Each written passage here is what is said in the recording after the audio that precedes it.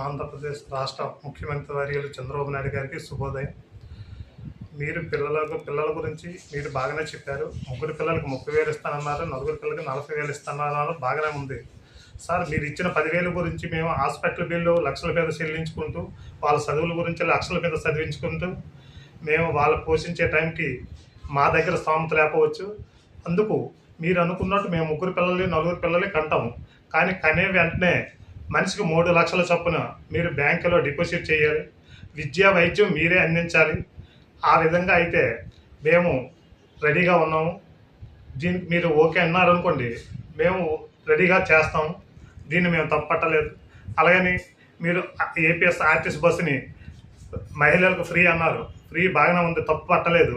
కానీ మీరు ఏం చేయాలి, దానిని క్రౌడ్ ఎక్కువ ఉండడం వల్ల మీరు బస్సులు పెంచి మాకు ఇబ్బంది పెట్టకూడదు. మీరు టికెట్ ఇచ్చిన వాళ్ళని, టికెట్ లేని వాళ్ళు కూడా ఇబ్బందులు పెడుతున్నారు. సార్, మీరు తీసుకునే నిర్ణయం ఏదైనా సరైనదైతేనే మీరు తీసుకోండి. దయచేసి